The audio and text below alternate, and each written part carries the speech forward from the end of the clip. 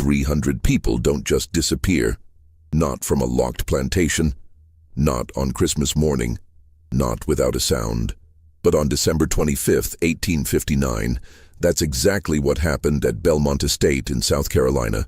When the overseer arrived at dawn to unlock the quarters, he found the doors still barred from the outside, just as he'd left them the night before. The chains that had bound the enslaved workers lay coiled on the ground like shed skin. The work tools stood arranged in perfect rows. The cooking fires still smoldered, but every single person was gone. No footprints led away through the frost. No boats were missing from the river dock. The bloodhounds brought in from neighboring plantations circled the empty quarters and sat down, confused, as if the scent simply ended. The plantation owner, Thomas Vance, offered a reward equivalent to $500,000 in today's currency. Newspapers across the South published descriptions. Slave catchers combed 3 states for months. They never found a single person, not one body, not one witness, not one clue that made sense. What they did find in the weeks that followed would raise questions that authorities tried desperately to bury. Questions about what had really been happening at Belmont Estate in the months before that Christmas morning. If you're intrigued by mysteries that history tried to forget, subscribe to this channel. We dig into the stories that were meant to stay buried. And this one goes deeper than anyone expected. Before we continue with the story of Belmont Estate and the 300 souls who vanished without a trace, let us know in the comments what state or city you're listening from. We want to know where our community of mystery seekers is watching from. Now, to understand what happened that Christmas, you need to understand what Belmont Estate was, and what it had become in the year before everything changed. Because the disappearance didn't happen in a vacuum. It was the culmination of months of careful planning, desperate hope, and something far more sinister than anyone could have imagined. Belmont Estate sat on 1,100 acres along the Combahee River, about 40 miles southwest of Charleston. It wasn't the largest plantation in the Low Country, but it was among the most profitable. Rice. That was the crop that built fortunes in South Carolina, and Thomas Vance had inherited one of the best rice-growing operations in the state when his father died in 1855. The estate had been in the Vance family for 3 generations. Thomas's grandfather, William Vance, had purchased the land in 1798 from a British loyalist family fleeing after the Revolution. He'd built the first rice fields using knowledge borrowed from enslaved Africans who understood the complex irrigation systems required for the crop. By the time Thomas inherited the property, Belmont was producing nearly $40,000 in rice annually, an enormous sum that placed the Vance family among the wealthiest in the region. The main house was a white-columned structure visible from the river, designed to impress visitors arriving by boat. It had 12 rooms, including a library that Thomas's father had filled with books on agriculture, philosophy, and classical literature. The furniture was imported from Europe. The silverware bore the family crest. Everything about the house was designed to project permanence, prosperity, and respectability. Behind the main house stretched the rice fields, vast geometric plots separated by irrigation canals and dikes that controlled the flow of water from the river. The fields looked orderly from a distance, almost beautiful in their precision, but up close, they were brutal. Rice cultivation required workers to stand in water for hours, sometimes up to their waists, exposed to disease, snakes, and the suffocating heat of South Carolina summers. Malaria was common. Accidents were frequent. The work destroyed bodies. The quarters where the enslaved population lived formed a separate compound about a quarter-mile from the main house, positioned so that the main house residents couldn't hear the sounds of daily life there. The crying children, the evening songs, the arguments, the grief. 32 cabins arranged in 4 neat rows. Each cabin housed between 8 and 12 people. The structures were simple. Wooden frames with gaps between the boards, dirt floors, a single fireplace for cooking and heat. In summer they were ovens. In winter they were barely adequate shelter. There was a communal cooking area where meals were prepared in large iron pots. A small infirmary, really just another cabin with a few shelves of basic medical supplies, and surrounding it all, a fence. Not a high fence, not a particularly strong one, but a boundary nonetheless. A line that defined where people were permitted to exist. By 1859, Belmont Estate held 307 enslaved people. The oldest was a woman named Dinah, who was believed to be in her 80s, though no one knew for certain. Birth records weren't kept for enslaved people in the early years. The youngest were infants, born into bondage, their futures already determined. Among the population were skilled workers, carpenters, blacksmiths, seamstresses, cooks, midwives. There were field workers who knew the rhythms of rice cultivation better than any overseer. There were house servants who moved through the main house like ghosts, present but invisible, seeing everything and saying nothing. And there were the children, dozens of them, ranging from infants to teenagers. They worked too, once they were old enough. The youngest carried water to the fields, the older ones learned trades or joined the field gangs. Childhood as such barely existed. Thomas Vance was 31 years old when the disappearance occurred. He had inherited the plantation at 27, after his father suffered a stroke and died within days. Thomas had been educated at the College of Charleston, where he'd studied literature and philosophy before returning home to learn the practical business of plantation management. By all contemporary accounts, he was unremarkable. Not particularly cruel by the standards of the time, but not kind either. He was a businessman who saw the plantation as a machine, and its workers as components of that machine. He kept detailed records of productivity. He calculated the cost of feeding and clothing enslaved workers against their output. He made decisions based on profit margins. He rarely visited the quarters. He left the day-to-day management to his overseer, William Trent, a man who had worked at Belmont for 15 years. Trent was efficient, methodical, and utterly indifferent to the humanity of the people he supervised. He enforced the rules, maintained discipline, and ensured that work quotas were met. Nothing more, nothing less. For years, life at Belmont followed predictable patterns. The seasons dictated the work. Planting in spring, tending the fields in summer, harvest in fall, maintenance in winter. Sundays offered a brief respite. A few hours when people could tend their own small garden plots, mend clothes, or simply rest. Christmas brought a day or two of reduced work, a tradition that most plantation owners observed, partly out of custom and partly because it was believed that small concessions prevented larger rebellions. But in March of 1859, something changed. Thomas Vance traveled to Charleston for a meeting of the Agricultural Society, an organization where plantation owners shared information about crops, markets, and labor management. He returned 3 days later with a guest, Dr. Silas Creighton. Dr. Creighton was not a medical doctor, though he used the title. He held a degree in natural philosophy from what he claimed was a university in Pennsylvania, though later investigations would reveal inconsistencies in his credentials. He was 43 years old, tall and thin, with dark hair graying at the temples and eyes that seemed to catalogue everything they saw. He had spent years traveling through the Caribbean and South America, studying what he called labor efficiency systems. He'd observed sugar plantations in Cuba, coffee plantations in Brazil, and mining operations in Peru. He'd taken notes on how different populations responded to different management techniques. He'd developed theories about human behavior, motivation, and control. And he'd come to Belmont Estate with a proposal that Thomas Vance found irresistible. He could increase the plantation's productivity by 40% within a year, Creighton claimed, without purchasing additional workers or land. His method was scientific, based on careful observation and the application of principles he'd developed through years of research. All he needed was access to the enslaved population and freedom to implement his system. Vance, who was always looking for ways to increase profits, agreed immediately.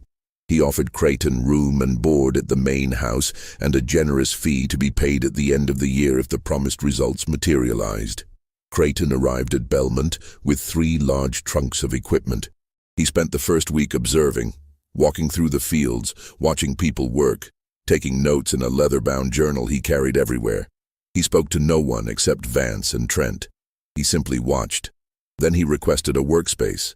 Vance gave him use of one of the estate's outbuildings, a structure that had previously been used for storing equipment and supplies.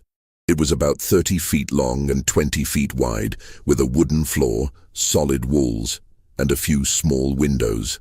Creighton had the windows covered with heavy cloth. He installed locks on the doors, serious locks, the kind used on warehouses in Charleston. He brought in furniture, a desk, chairs, shelves. He unpacked his equipment, brass instruments with dials and gauges, glass containers of various sizes, leather straps mounted on wooden frames, notebooks and writing implements, lamps that burned with unusual brightness. Workers who glimpsed inside when the doors opened briefly described seeing things they didn't understand. Diagrams on the walls, charts with numbers and symbols, strange tools that looked like they belonged in a doctor's office or a workshop. Within 2 weeks of his arrival, Creighton began what he called assessments.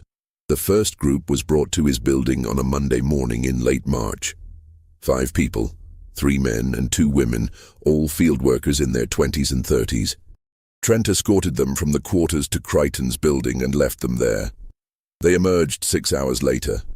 They were quiet. Not silent exactly, but subdued in a way that seemed unusual. When asked what had happened inside, they gave vague answers. "He measured us," one man said. "Asked questions," a woman added. "Nothing more." Over the following weeks, every person at Belmont Estate underwent an assessment. Creighton worked methodically, bringing in groups of 5 or 6 at a time. The sessions lasted anywhere from 4 to 8 hours. What happened during these assessments would later become a subject of intense speculation and horror. Based on testimony from survivors and fragments of Creighton's notes that were eventually discovered, we can piece together some of what occurred. Creighton measured everything: height, weight, arm span, hand size, chest circumference. He measured how far people could reach, how much weight they could lift, how long they could stand without sitting.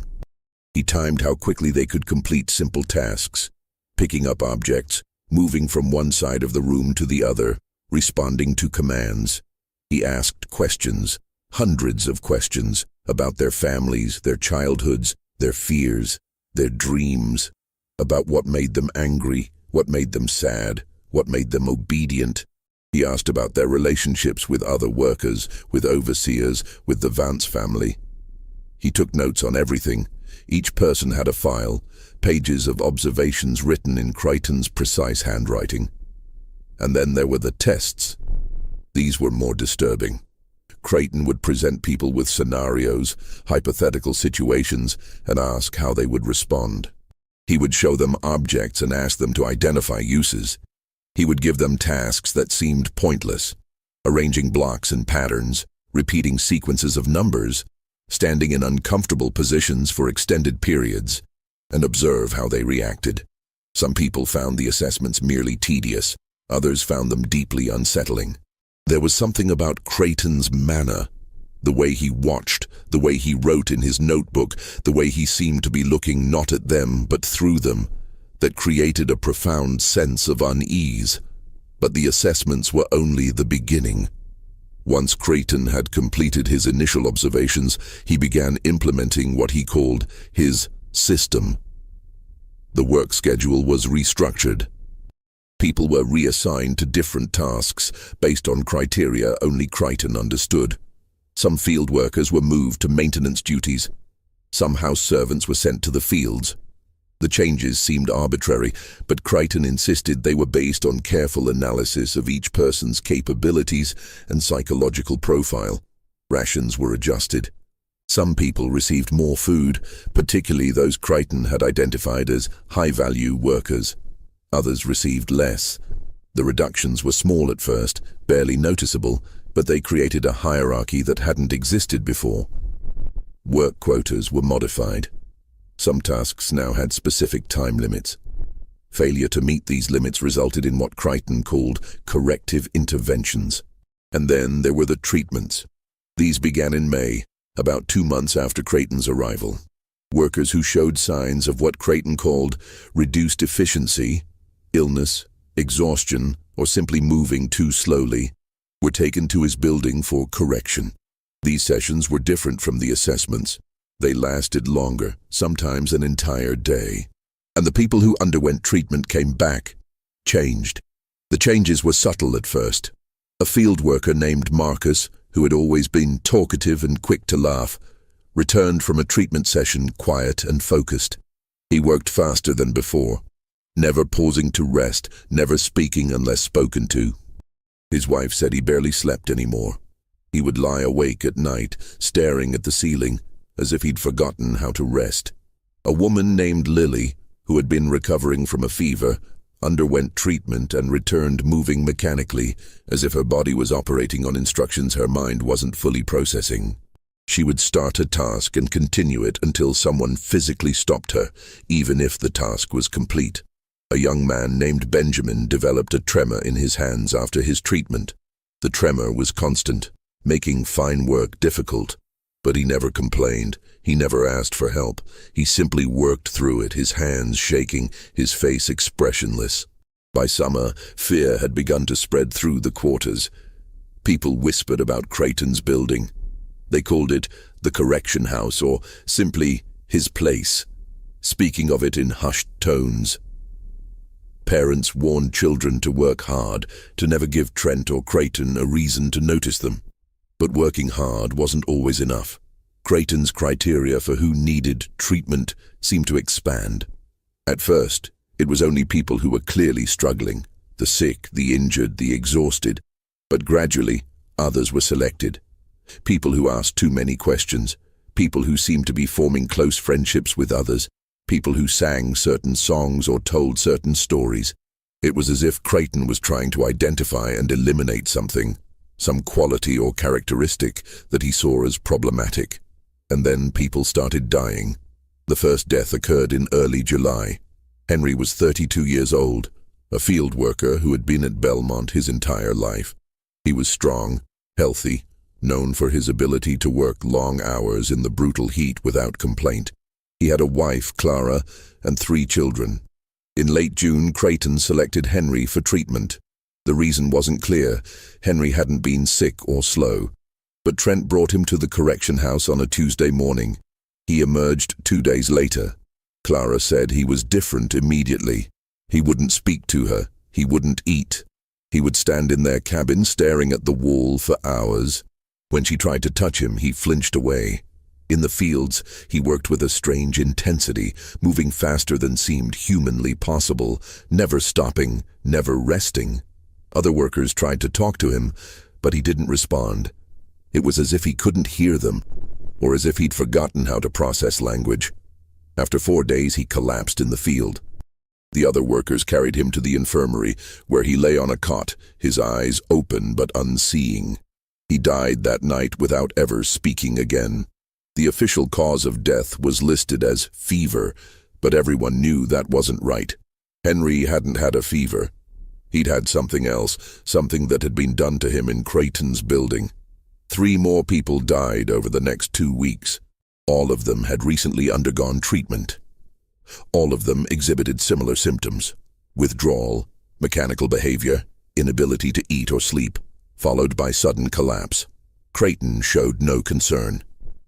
When Vance questioned the deaths, Crichton explained that some subjects were incompatible with the optimization process. It was unfortunate, he said, but inevitable. The benefits to the overall system outweighed the occasional loss. Vance, focused on the productivity numbers that were indeed improving, accepted this explanation. But in the quarters, the deaths created a crisis. People were terrified. They didn't understand what was happening in the correction house, but they knew it was dangerous. They knew that being selected for treatment might mean death, and they knew they had no way to refuse.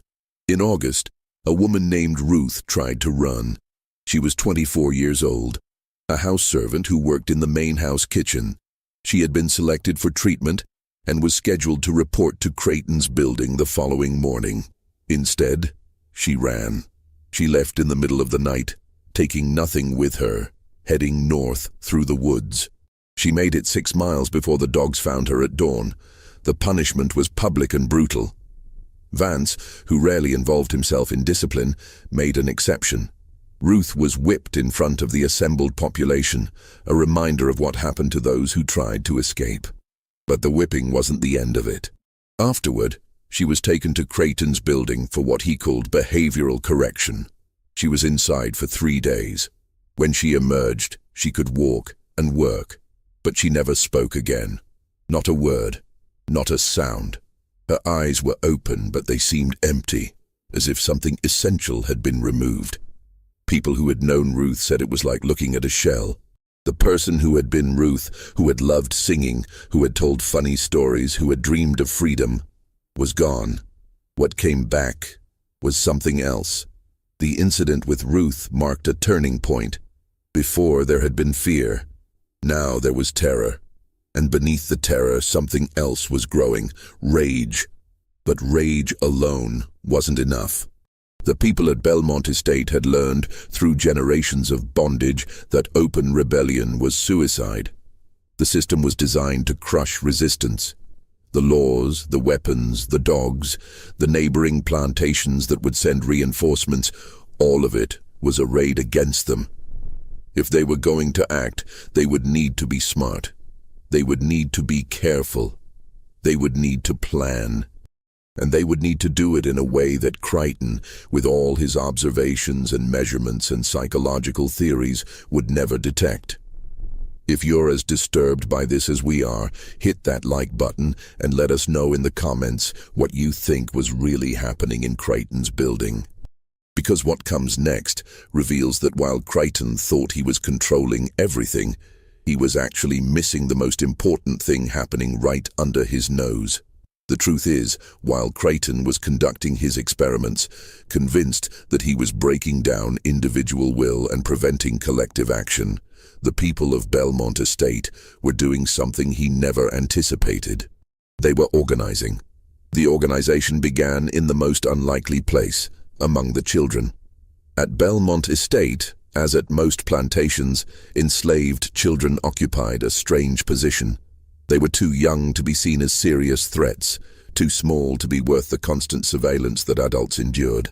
They moved through spaces that adults couldn't, carrying messages between the fields and the quarters, running errands to the main house, playing in areas that overseers ignored. And they were watching everything. In the months after Creighton's arrival, the children began exhibiting strange behaviors that adults noticed but overseers didn't. They would gather in specific locations at specific times, always briefly, never long enough to attract attention. Behind the woodshed at dusk, near the old well that no longer worked, in the space between 2 particular cabins where the shadows fell just right. They would sing certain songs, always the same ones, with lyrics that seemed innocuous but carried embedded meanings. Songs about rivers and stars and journeys, songs their grandparents had taught them, songs that had been passed down through generations, songs that contained maps and instructions disguised as simple melodies. One song, which a visitor to a neighboring plantation recorded in a journal, included the lines, "When the master sleeps and the river runs, we'll follow the drinking gourd to the promised sun." The drinking gourd was a known code for the Big Dipper, used by people escaping slavery to navigate north. But when the master sleeps and the river runs, those phrases were specific, temporal markers, instructions for timing. The children were messengers, carrying information in ways that seemed innocent. A child sent to bring water to the fields might pause to sing a particular song within earshot of certain workers. A child playing near the main house might repeat a phrase they'd overheard that was actually a coded message. And the adults were listening. The planning had begun in April, shortly after Creighton's assessment started. It began with a man named Samuel. Samuel was 41 years old, a skilled carpenter who had been at Belmont for 23 years. He had a unique position on the plantation. Because of his skills, he was given more freedom of movement than most. He repaired buildings, built furniture, maintained the structures that kept the plantation functioning. This meant he could move between the main house, the quarters, the outbuildings, and the fields without arousing suspicion. It also meant he had access to places other people didn't. In early April, while repairing a door at one of the storage buildings, Samuel noticed something. Creighton's building, the correction house, had a root cellar. He discovered it by accident. He'd been asked to check the building's foundation for water damage, and while examining the exterior, he noticed that the ground on one side sounded hollow when he tapped it. Further investigation revealed a wooden trapdoor, partially hidden by overgrown grass. The trapdoor was locked, but Samuel was skilled with locks. He returned that night, alone, and opened it. The root cellar was larger than he expected, about 10 feet square, with a dirt floor and stone walls. It was clearly old, probably built when the structure had been used for food storage years earlier. But what caught Samuel's attention was something else. One wall of the cellar had a gap at the bottom, a space where the stones didn't quite meet the ground. Cool air flowed through the gap. Samuel investigated further. The gap led to a tunnel.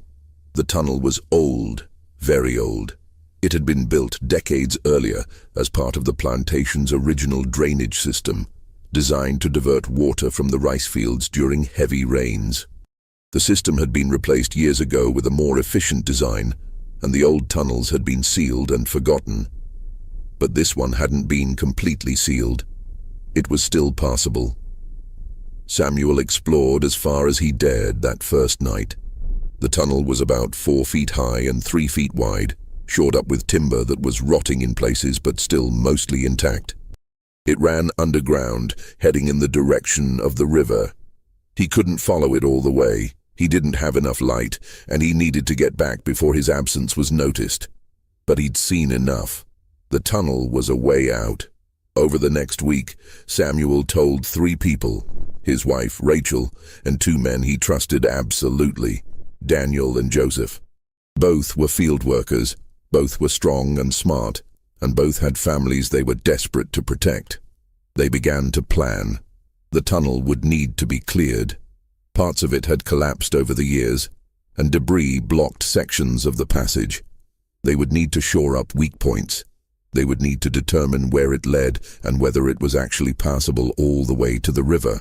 And they would need to do all of this in secret, working in the one place on the plantation where they might not be observed. Underground, in Creighton's own building. It was audacious. It was dangerous. But it was possible. Samuel had learned to pick the lock on Creighton's building. The lock was good, but not perfect, and Samuel had been working with locks his entire adult life. He could open it in less than a minute. They began working at night. Small groups, never more than 3 or 4 people at a time, would slip into the building after dark, access the root cellar, and spend hours clearing the tunnel. They worked in complete darkness, unable to risk even a candle that might be seen through gaps in the walls. They moved debris by hand, feeling their way through the tunnel, shoring up weak points with stolen timber. It was exhausting, terrifying work. The tunnel was cramped and airless. The constant fear of collapse was overwhelming, and there was always the risk that Creighton would discover what they were doing. But they continued. By June, they had cleared nearly 100 yards of tunnel. They discovered that it ran for approximately 200 yards total, emerging in a wooded area near the river, well away from the main plantation buildings. The exit was partially concealed by undergrowth and had been sealed years ago with a wooden cover that had rotted away. With some work, it could be opened. They had found their escape route, but now they faced a bigger challenge. How to move 300 people through a narrow tunnel in a single night without being discovered. This is where the planning became truly complex. They needed to time the escape perfectly.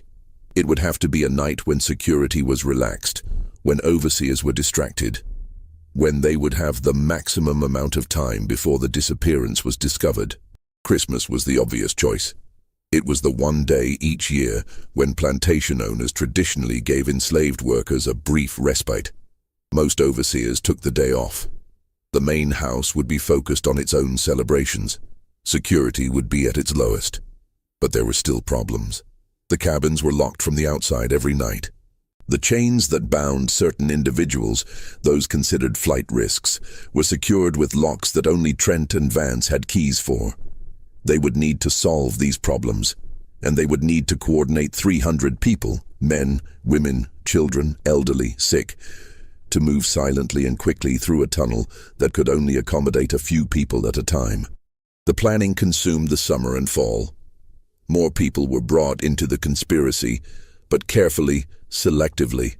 Only people who could be trusted, absolutely. Only people who understood that a single mistake, a single betrayal, would mean death for everyone. They developed a system of signals. Certain songs meant certain things. Certain phrases spoken in certain contexts carried instructions. The children became the primary messengers, moving between groups, carrying information in ways that seemed innocent. They stockpiled supplies, small amounts of food, taken from rations and hidden in the tunnel, water containers, blankets, anything that might be needed for the journey after they emerged from the tunnel. They made contact with the Underground Railroad. This was perhaps the most dangerous part of the plan. The Underground Railroad network extended even into South Carolina, but it was secretive, fragmented, and constantly under threat. Making contact required finding someone who could be trusted, someone who could arrange for boats to be waiting at the river on Christmas night. Samuel made the contact through a free black man who worked as a ferryman on the Combahee River. The ferryman knew people who knew people. Messages were passed through a chain of intermediaries, each knowing only what they needed to know. By December, the plan was in place. On Christmas Eve, while the main house celebrated and the overseers drank and relaxed, the people of Belmont Estate would begin moving through the tunnel. They would go in groups, timed carefully to avoid crowding. The strongest would go first to help others through difficult sections. Families would stay together. The elderly and children would be assisted. They would emerge near the river, where boats would be waiting. Boats arranged by the Underground Railroad network. The boats would take them downriver to the coast, where they would be transferred to a ship. The ship would take them north, to Philadelphia, to freedom. It was an impossible plan. It required perfect timing, perfect coordination, and perfect luck. But it was the only plan they had. And then, 2 weeks before Christmas, something happened that threatened to destroy everything. Dr. Silas Creighton discovered what they were planning. The discovery happened on December 10th, 1859. Creighton had been working late in his building, reviewing his notes and preparing reports for Thomas Vance. The productivity numbers were excellent, exactly as he'd promised. The optimization system was working.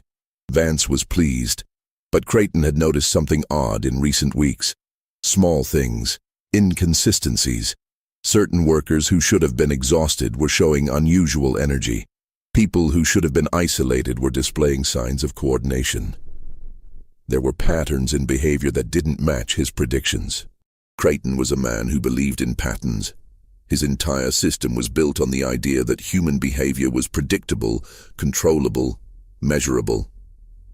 When patterns didn't match his expectations, he investigated. That night, while organizing his files, he heard a sound. It was faint, barely audible, a scraping sound coming from below. Creighton froze. He listened. The sound came again, definitely from below, from the root cellar. He took a lamp and descended the stairs to the cellar. The trapdoor was closed, but when he examined it closely, he saw fresh scratches around the lock. Someone had been opening it. Creighton opened the trapdoor and descended into the cellar. He found the tunnel immediately, and he found evidence that it had been recently used. Fresh footprints in the dirt, disturbed debris, the smell of human sweat in the stale air. Someone had been using his building to access an underground passage. Creighton's mind worked quickly. He understood immediately what this meant: an escape route. A secret passage that he hadn't known existed right beneath his own workspace. He should have alerted Vance immediately. He should have called for Trent and the overseers. He should have had the tunnel sealed and the conspirators identified and punished. But Creighton didn't do any of those things because he saw something else, an opportunity. This was the ultimate test of his system. A population under extreme duress, facing a binary choice between action and submission, would reveal the ultimate limits of behavioral conditioning. If his months of treatments had successfully suppressed their ability to organize and act collectively, the escape attempt would fail on its own. If it hadn't, he would learn exactly where his system had weaknesses. Either way, the data would be invaluable. He decided to let the escape attempt proceed, but he would control it. He would be there, in the tunnel, observing. He would see how they behaved under pressure. He would document everything. It was, to him, the culmination of his experiment. He spent the next 2 weeks preparing. He recruited 2 men from Charleston, hired muscle, men who asked no questions and did what they were paid to do. He told them they would be helping him prevent an escape attempt, and he paid them well for their silence. He studied the tunnel, mapping its length and identifying the weakest points in its structure. He positioned supplies, ropes, tools, weapons at strategic locations, and he waited. He didn't tell Vance. He didn't tell Trent. This was his experiment, and he would control every variable. But Creighton made a critical error. He assumed that the people planning the escape were operating on instinct and desperation. He assumed they were disorganized, that their plan would be crude and easily disrupted. He was wrong.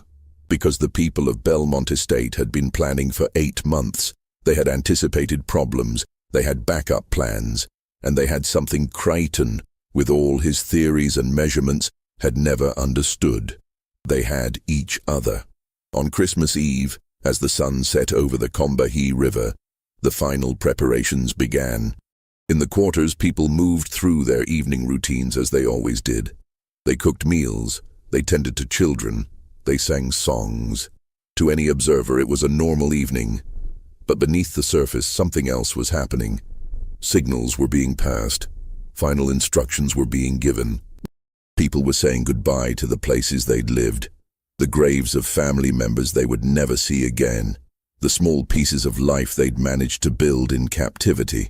At the main house, Thomas Vance was hosting a Christmas Eve dinner for neighboring plantation owners. 8 guests, including their wives.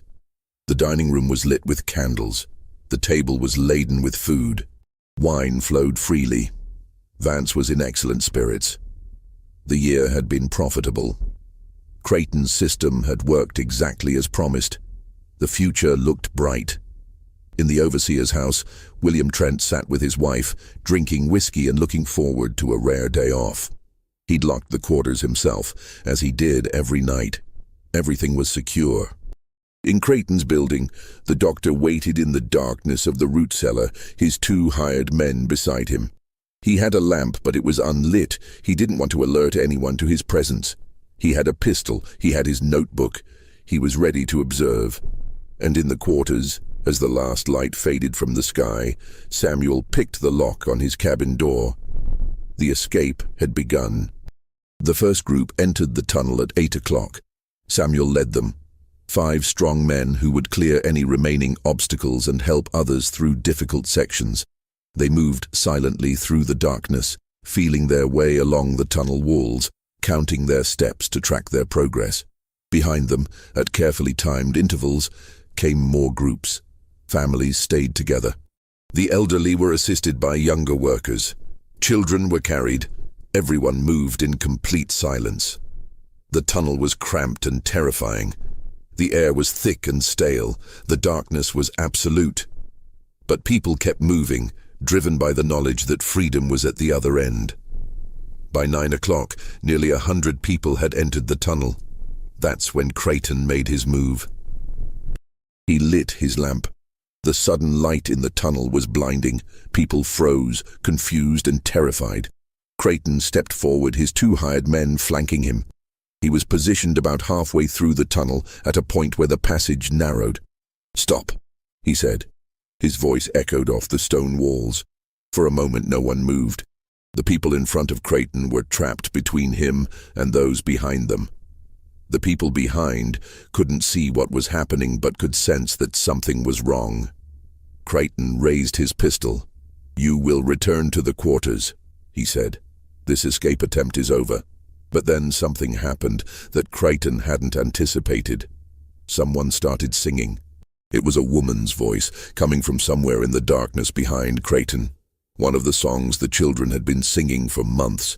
The one about the river and the drinking gourd and the promised son. Other voices joined in, then more. Within seconds, dozens of people were singing, the sound filling the tunnel, echoing and amplifying until it was overwhelming. Creighton's hired men looked nervous. One of them raised his own weapon, but the singing continued, growing louder. And then, people started moving forward, not running, not attacking, just walking, steadily, toward Creighton and his men. Creighton fired his pistol into the air. The sound was deafening in the confined space. But the people kept coming, kept singing. One of the hired men panicked and ran, pushing past Creighton, heading back toward the root cellar. The other followed. Creighton found himself alone, facing a wall of people moving toward him with inexorable determination. He turned and ran. But in his panic, he made a fatal mistake. He dropped his lamp. The lamp shattered on the stone floor. The oil spread and ignited, flames racing across the ground and up the wooden supports that shored up the tunnel walls. The fire spread quickly. The old timber was dry and caught easily. Within seconds, a section of the tunnel was engulfed in flames. People screamed. The forward movement stopped as those in front tried to retreat from the fire. But there were too many people behind them, still pushing forward, unaware of what was happening ahead. The tunnel filled with smoke. The heat became unbearable. The wooden supports began to crack and splinter, and then a section of the tunnel collapsed. The collapse happened about 30 feet from where Creighton had been standing. Tons of earth and stone came down, blocking the passage completely. The people who were ahead of the collapse, those who had been in the first groups, including Samuel and the other leaders, were cut off from those behind. In the chaos and darkness, with smoke filling the air and the sound of screaming echoing off the walls, Samuel made a decision. "Keep moving," he shouted. "Forward. Get to the river." The group ahead of the collapse, 17 people in total, pushed forward through the smoke and heat. They could hear the sounds of the collapse continuing behind them, could feel the ground shaking. But they didn't stop. They reached the end of the tunnel and emerged into the cold night air. The boats were there, waiting just as planned. They climbed into the boats and pushed off from the shore, the current carrying them downstream into the darkness. Behind them, in the tunnel, 283 people were trapped. What happened to those 283 people in the hours after the collapse is one of the most haunting mysteries in American history. When investigators excavated the tunnel in the weeks following the discovery of the 17 survivors in Philadelphia, they found the collapsed section. They cleared it, expecting to find bodies. Hundreds of bodies, victims of the cave-in and the fire. But they found nothing. No bodies, no bones, no clothing, no personal effects. The tunnel beyond the collapse was empty. The investigators were baffled. They brought in engineers to examine the structure. They brought in miners who had experience with cave-ins. They searched every inch of the tunnel, from the root cellar to the river exit. Nothing. It was as if the people had simply vanished. Several theories were proposed. The first theory was that the bodies had been consumed by the fire. But this didn't make sense. The fire had been intense but brief. It had burned out quickly once the wooden supports were consumed, and fire doesn't completely destroy human remains. There should have been bones at minimum. The second theory was that the bodies had been washed away by water. The tunnel had been part of a drainage system after all. Perhaps water had flooded in after the collapse, carrying the bodies away. But when engineers examined the tunnel, they found no evidence of flooding. The ground was dry. There were no watermarks on the walls, and the tunnel didn't connect to any active waterways that could have produced such a flood. The third theory was that the survivors had somehow removed the bodies before fleeing. But this made no sense either. The 17 people who escaped had barely made it out themselves. They wouldn't have had time to move hundreds of bodies. And where would they have taken them? The mystery deepened when investigators examined Creighton's building more carefully. They found his notebooks, dozens of them, filled with observations, measurements, and theories. The notebooks revealed the extent of his experiments, the treatments he'd subjected people to, the psychological techniques he'd employed. But the final notebook, the one Creighton had been keeping in the weeks before Christmas, contained entries that were increasingly erratic. In early December, he wrote, "The subjects are exhibiting unexpected patterns of coordination. My conditioning protocols should have prevented collective action, yet I observe signs of organization. This requires further investigation." A week later, "I have discovered their escape route. Rather than prevent it, I will allow it to proceed under controlled observation. This presents an unprecedented opportunity to test the limits of my system." And then, on December 24th, the final entry. The handwriting was barely legible, the words running together. "They are not what I believed. The conditioning did not. They have done something I cannot. The tunnel is. They are singing and the sound I cannot." The entry ended mid-sentence. Creighton's body was never found. Neither were the bodies of his 2 hired men. The mystery consumed the local authorities for months. The disappearance of 300 enslaved people was a massive financial loss for Thomas Vance, a loss he could not afford. He offered enormous rewards for information. He hired private investigators. He traveled to neighboring states, searching for any sign of the missing people. He found nothing. The story spread through the South, creating panic among plantation owners. If 300 people could disappear from a locked plantation without a trace, what did that mean for the security of the entire system? Newspapers published wild theories. Some claimed it was an elaborate conspiracy involving northern abolitionists. Others suggested that the people had been smuggled onto ships and taken to the Caribbean or South America.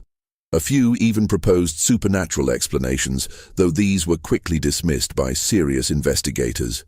But no theory could explain the physical evidence or the lack of it. And then, 3 weeks after the disappearance, the 17 survivors were discovered in Philadelphia. The discovery of the survivors should have solved the mystery. Instead, it deepened it. The 17 people were found hidden in the hold of the Meridian Star, a merchant vessel that had departed from Charleston 2 weeks earlier. They were emaciated, dehydrated, and terrified, but they were alive. Federal marshals, operating under the Fugitive Slave Act, took them into custody. Thomas Vance traveled to Philadelphia to identify and reclaim his property. But the 17 refused to speak in front of Vance or the federal authorities. They would only talk to Margaret Lindsay, a Quaker abolitionist who had been providing aid to freedom seekers for years. Lindsay met with them in the jail where they were being held. She spent hours listening to their stories, taking notes, trying to understand what had happened. What they told her was documented in letters she wrote to fellow abolitionists, letters that were later published in anti-slavery newspapers, though their authenticity was fiercely disputed by Southern publications. According to these accounts, the escape had been planned for 8 months, exactly as investigators had suspected. The tunnel had been cleared in secret. The timing had been carefully calculated. The boats had been arranged through Underground Railroad contacts. Everything had been going according to plan until Creighton appeared in the tunnel. The survivors described the confrontation: Creighton's lamp, his pistol, his demand that they return. They described the singing that had started spontaneously, the way people had moved forward despite the threat. They described the fire and the collapse. But then their accounts became fragmented and contradictory. One woman, whose name was recorded only as E, told Lindsay something that didn't appear in the official reports. She said that when the tunnel collapsed, she was near the front of the group, close enough to make it through before the passage was completely blocked. But she could hear what was happening behind her. She heard screaming at first, as expected, But then the screaming stopped and she heard something else. Singing. It was coming from deeper in the tunnel, from the direction where the others had been trapped. Not screaming, not crying, singing. The same songs the children had been singing for months. The ones with the coded messages. It was like they knew, E told Lindsay. Like they'd planned for this too. Like the collapse wasn't the end. It was part of something else. Lindsay pressed her for details. What did she mean? What could they have planned? E couldn't explain. She only knew what she'd heard. Singing, growing louder, echoing through the tunnel even as the collapse continued. Another survivor, a man named Peter, told a different story. He claimed that he'd been near the back of the group that made it through. He'd looked back just before the final collapse, and in the light of the flames, he'd seen something that made no sense. He saw people. He couldn't tell who in the darkness, deliberately pulling down the support beams. Not accidentally, not in panic. Deliberately, methodically bringing down the tunnel behind them. They were sealing it, Peter said. On purpose. They didn't want anyone to follow. Lindsay asked the obvious question. Why would they seal themselves in? Peter had no answer. He only knew what he'd seen. A third survivor, a young woman named Sarah, told yet another story. She said that in the days before Christmas there had been whispers in the quarters, whispers about a second plan. She didn't know the details. She was young, and the adults had been careful about what they said around children. But she'd heard fragments. Something about the deep way. Something about where the masters can't follow. She didn't understand what it meant, but she remembered the phrase because it had been repeated so often in the final days. If the first way fails, we take the deep way. Lindsay documented all of these accounts. She sent letters to abolitionist newspapers in Boston, New York, and Philadelphia. She testified before anti-slavery societies. She tried to use the story to fuel opposition to slavery. But the accounts were so contradictory, so strange, that many people dismissed them as exaggerations or fabrications. Southern newspapers certainly did, claiming that Lindsay had invented the entire story to serve her abolitionist agenda. The 17 survivors were eventually returned to slavery under the Fugitive Slave Act. They were transported back to South Carolina in chains, but they never returned to Belmont Estate. Thomas Vance, perhaps fearing that their presence would inspire others, sold them to different plantations across the state. They were separated, scattered, their stories lost. Margaret Lindsay continued to search for answers. She corresponded with other abolitionists, trying to find any trace of the missing 283 people. She never found anything.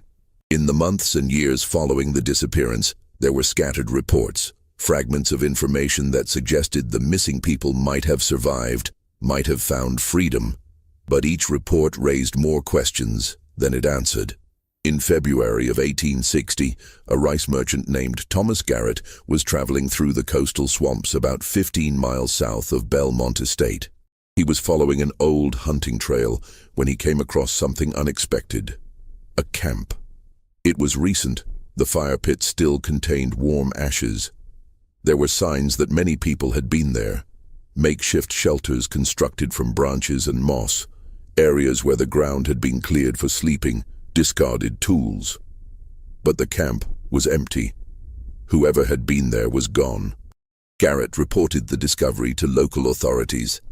A search party was organized, but by the time they reached the location, any trail had vanished. The swamp was vast and treacherous. Tracking anyone through it was nearly impossible. The authorities concluded that the camp had probably been used by a group of runaways from various plantations. They didn't connect it to Belmont Estate. But the timing was suggestive, and the scale of the camp, large enough for dozens, perhaps hundreds of people, was unusual. In April of 1860, a ferryman named Jacob Mills, who operated a crossing on the Savannah River between South Carolina and Georgia, reported something odd to his local sheriff. He said he'd transported a large group of black travelers, he estimated about 40 people, across the river one night.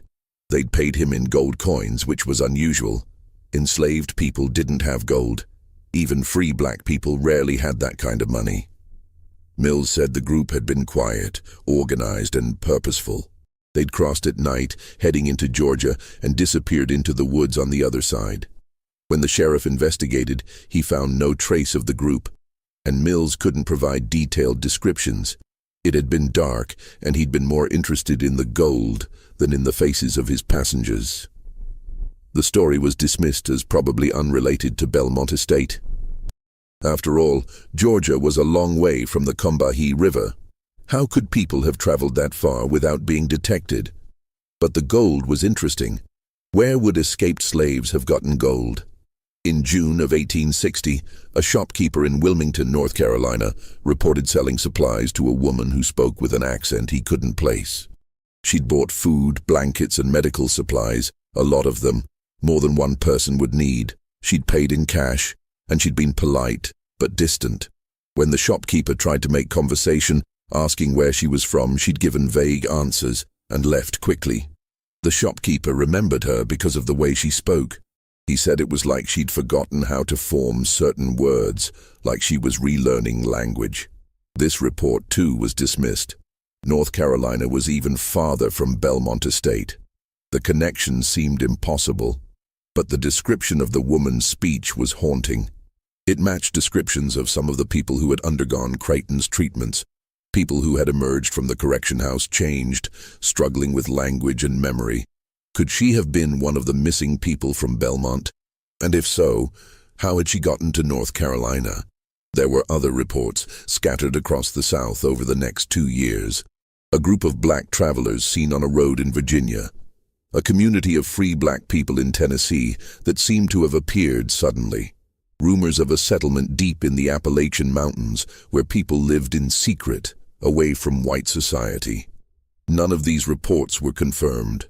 None could be definitively connected to Belmont Estate. But taken together, they suggested a possibility that at least some of the missing people had survived, had escaped, and had found ways to live in freedom. But what about the others? What about the 283 people who had been trapped in the tunnel? If they had died in the collapse, where were their bodies? If they had escaped through some other route, where had they gone? And what did the survivors mean when they talked about the deep way and where the masters can't follow? In March of 1861, just weeks before the Civil War began, something happened that reignited interest in the Belmont Estate mystery. A package arrived at the offices of the Charleston Mercury newspaper. It was a small wooden box, carefully wrapped, with no return address. Inside was a single item, a chain.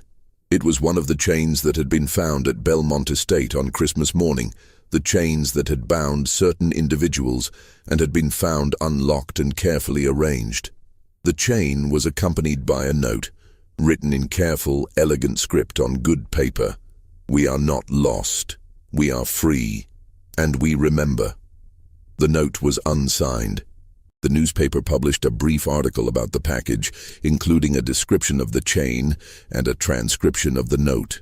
The article speculated about who might have sent it and what it meant, but by then, the nation was consumed by the approaching war. South Carolina had seceded from the Union. Fort Sumter would be attacked within weeks.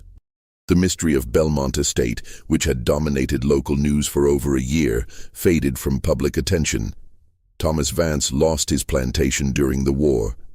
The Union Army occupied the Low Country in 1862, and Belmont Estate was abandoned.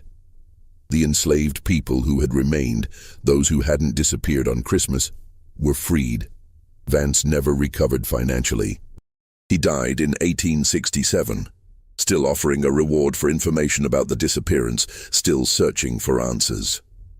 Dr. Silas Creighton was never seen again after Christmas Eve 1859. His family in Pennsylvania, when contacted by investigators, claimed no knowledge of his work in South Carolina. They said he'd always been secretive about his research. When investigators looked into his credentials, they discovered that much of his background was fabricated. The university he claimed to have attended had no record of him. The papers he claimed to have published didn't exist. Creighton, it seemed, had been as much a mystery as the disappearance itself. The tunnel was eventually filled in. The buildings at Belmont Estate were torn down in the 1880s. The land was sold and subdivided. Rice cultivation in the area declined as the economy changed. Today, there's a small historical marker near where Belmont Estate once stood. It mentions the plantation's role in rice cultivation and notes that it was abandoned during the Civil War. It doesn't mention the disappearance. It doesn't mention the 300 people who vanished on Christmas morning. It doesn't mention Dr. Creighton or his experiments.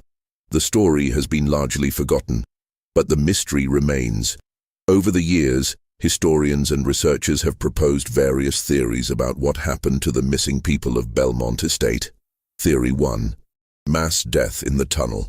The most straightforward explanation is that the 283 people trapped in the tunnel died in the collapse and fire, and their bodies were somehow lost or destroyed. But this theory has significant problems. As mentioned earlier, fire doesn't completely destroy human remains. And the tunnel was examined thoroughly. There should have been some evidence of mass death. Some researchers have suggested that perhaps the bodies were removed later, either by the survivors who escaped or by others who wanted to hide the evidence. But this seems logistically impossible. Moving hundreds of bodies through a collapsed tunnel would have required enormous effort and time. Theory 2. Alternative escape route. Another theory is that the trapped people found an alternative escape route, perhaps another branch of the old drainage system that investigators didn't discover. This is more plausible. The drainage system at Belmont Estate had been extensive, and not all of it had been mapped. It's possible that there were other tunnels, other exits, that the trapped people discovered in their desperation. If they escaped through an alternative route, they might have emerged far from the plantation, in a location where they could scatter and disappear into the landscape. But this theory doesn't explain the singing that survivors reported hearing, or the deliberate collapse that Peter claimed to have witnessed. Why would people seal the tunnel behind them if they were trying to escape? Theory 3. The Underground Railroad.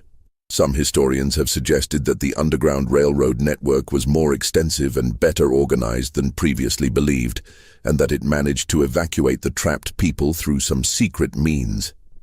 This theory is appealing because it gives the story a hopeful ending. But it's difficult to support with evidence. The Underground Railroad was indeed active in South Carolina, but it operated in small groups, moving people carefully and slowly. The idea that it could have evacuated nearly 300 people from a collapsed tunnel seems far-fetched. Theory 4. Maroon communities. This theory suggests that the missing people didn't try to reach the north at all. Instead, they established a maroon community, a hidden settlement in the swamps or mountains where they could live in freedom, away from white society. Maroon communities existed throughout the Americas, including in the United States. The Great Dismal Swamp on the Virginia-North Carolina border harbored such communities for decades. The swamps of South Carolina and Georgia could have provided similar refuge. The reports of camps and settlements that surfaced in the months after the disappearance support this theory. Perhaps the missing people of Belmont Estate joined or established such a community, living in secret for years or even decades. But if this is true, why has no definitive evidence ever been found? Why did no one from the community ever come forward, even after the Civil War ended and slavery was abolished? Theory 5. Deliberate concealment. The most disturbing theory is that the missing people did die in the tunnel, but that their deaths were deliberately concealed by authorities who didn't want the story to become public. The disappearance of 300 enslaved people was a massive embarrassment for South Carolina's plantation system. It suggested that the system wasn't as secure as owners believed. It could have inspired other escape attempts. Perhaps authorities removed the bodies and buried them in secret, then claimed they'd found nothing in order to minimize the story's impact. This theory is dark, but it's not impossible. Cover-ups of inconvenient truths were common in the antebellum South, but it doesn't explain the reports of survivors seen in other states, or the package sent to the Charleston Mercury, or the testimonies of the 17 people who escaped. The truth is, we may never know what happened to the 283 people who vanished from Belmont Estate. But there's one more piece of evidence worth considering. Evidence that emerged decades later and suggests a possibility that no one at the time considered. In the 1930s, during the Great Depression, the Federal Writers Project sent interviewers across the South to record the testimonies of formerly enslaved people. It was a massive undertaking, designed to preserve the memories of a generation that was rapidly disappearing. One of these interviews was conducted in rural Georgia in 1937. The interviewer, a young woman named Helen Crawford, spoke with an elderly black woman who gave her name only as Aunt Bess. Aunt Bess was believed to be in her 80s, though she didn't know her exact age. She had been born into slavery and had lived through the Civil War, Reconstruction, and the difficult decades that followed. Crawford asked her about her memories of slavery.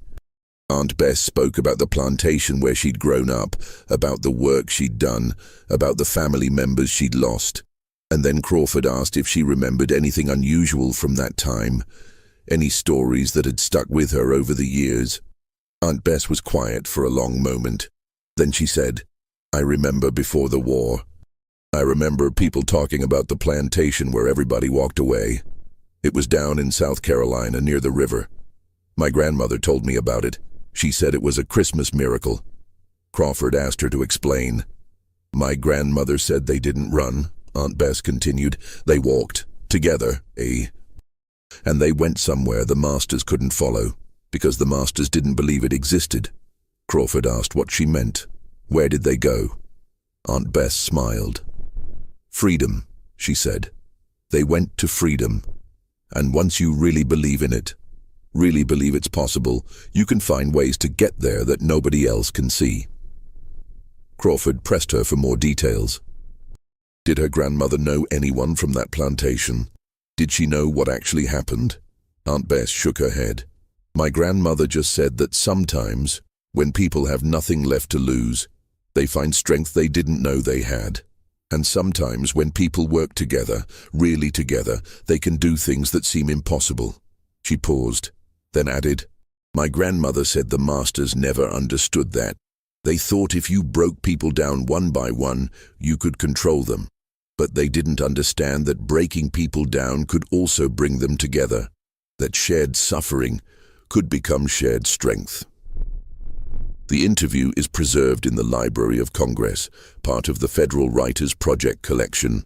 It's a brief document, just a few pages, and it doesn't provide any concrete information about what happened at Belmont Estate. But it offers something else. A perspective that the white investigators and newspaper reporters of 1859 never considered. Perhaps the missing people of Belmont Estate didn't escape in spite of what Creighton had done to them. Perhaps they escaped because of it. Creighton's experiments had been designed to break individual will, to create isolated, controllable subjects. But perhaps instead, they'd created a shared experience of trauma that bound people together more strongly than anything else could have. Perhaps the treatments, the fear, the deaths, perhaps all of it had forged a collective determination that was stronger than any individual will could have been. Perhaps that's what the singing in the tunnel represented. Not panic, not despair, but unity. A declaration that they were together, that they would face whatever came as one. And perhaps the deep way that survivors mentioned wasn't a physical route at all. Perhaps it was something else, a psychological or spiritual journey that people undertook together, a transformation that allowed them to survive in ways that their oppressors couldn't understand or track. This is speculation, of course. There's no way to prove it. But it offers an explanation for why the bodies were never found, why the survivors' accounts were so contradictory, why the reports of sightings were so scattered and vague. Perhaps the people of Belmont Estate didn't just escape. Perhaps they transformed.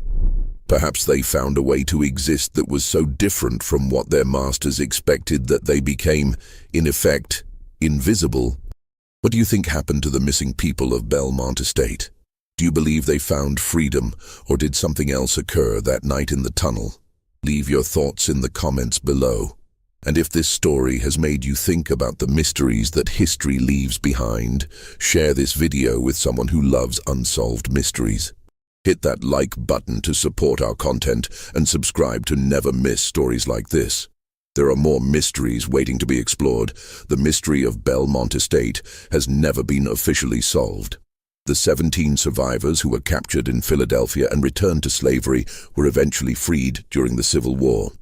Most of them disappeared into the chaos of Reconstruction, and their later lives are unknown. Margaret Lindsay continued her abolitionist work until her death in 1879. She never stopped searching for information about the missing people, but she never found definitive answers. The tunnel at Belmont Estate was filled in during the 1870s when the property was sold. The new owners wanted no reminders of the plantation's past. Dr. Silas Creighton's notebooks were eventually donated to a historical society in Charleston. They remained in storage, largely unexamined, until the 1920s, when a researcher studying the history of slavery in South Carolina discovered them. The notebooks revealed the full extent of Creighton's experiments, the psychological techniques he'd used, the treatments he'd administered, the theories he'd been testing. They were disturbing documents, evidence of systematic dehumanization disguised as scientific research. But they also revealed something else. Creighton had been wrong. His entire system was based on the assumption that human beings could be reduced to predictable, controllable components. That will could be broken, behavior could be shaped, and resistance could be eliminated through the right combination of conditioning and control. The disappearance of 300 people proved him wrong. Despite months of treatments, despite the fear and trauma he'd inflicted, despite his careful observations and measurements, the people of Belmont Estate had organized, planned, and acted collectively. They had maintained hope. They had protected each other. They had found a way to resist. Creighton's final notebook entry, the one that ended mid-sentence, suggests that he realized this in his last moments. "They are not what I believed," he wrote. "The conditioning did not." He had discovered too late that human beings are not machines. That will cannot be completely broken.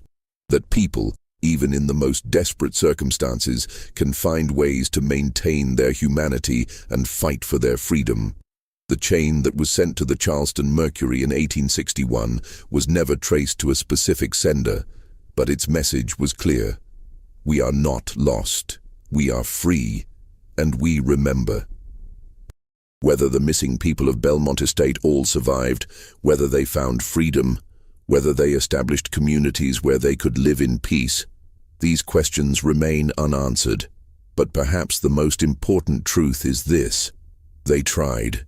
In the face of overwhelming oppression, in a system designed to crush hope, 300 people came together and attempted the impossible. They planned for months. They worked in secret. They risked everything. And on Christmas morning, 1859, they walked away from Belmont Estate, leaving only their chains behind. That act of collective resistance, regardless of its ultimate outcome, stands as a testament to the human spirit's refusal to be broken. The historical marker near the site of Belmont Estate doesn't mention any of this. It doesn't tell the story of the disappearance, or of Dr. Creighton's experiments, or of the 300 people who vanished. But the story exists in archives, in old newspapers, in the testimonies of survivors, in the memories passed down through generations. And it exists in the questions that remain unanswered. What happened in that tunnel on Christmas Eve, 1859? Where did the missing people go? How did they survive, if they survived? And what did they mean when they said they went somewhere the masters couldn't follow? These questions may never be fully answered, but they remind us that history is full of mysteries, events that challenge our understanding, that resist simple explanations, that force us to confront the limits of what we know. The story of Belmont Estate is one of those mysteries. 300 people don't just disappear, but maybe, just maybe, they found a way to vanish that was more powerful than anyone imagined possible. Maybe they found freedom not just as a destination, but as a state of being. Something that couldn't be tracked by bloodhounds, couldn't be recaptured by slave catchers, couldn't be destroyed by the system that had tried to break them. Maybe that's what the deep way meant. Not a physical route, but a transformation so profound that it made them invisible to those who had only ever seen them as property. Maybe that's the real mystery of Belmont Estate. Not where the people went, but how they became free in a way that their oppressors could never understand or undo. This story shows us that even in the darkest moments of history, people found ways to resist, to hope, and to fight for freedom. What do you think really happened that Christmas night? Do you believe the missing people found freedom, or is there another explanation? Leave your comment below and let's discuss this mystery together. If you enjoyed this deep dive into one of history's most puzzling disappearances, subscribe to our channel and hit the notification bell so you never miss our investigations into the stories that history tried to forget. Share this video with someone who loves mysteries, and check out our other videos on screen for more stories that will make you question everything you thought you knew about the past. See you in the next video. The chains from Belmont Estate were never found again after that package arrived at the Charleston Mercury.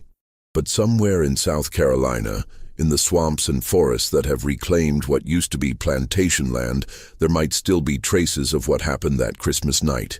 300 people don't just disappear, but maybe, just maybe, they found a way to vanish that was more powerful than anyone imagined possible.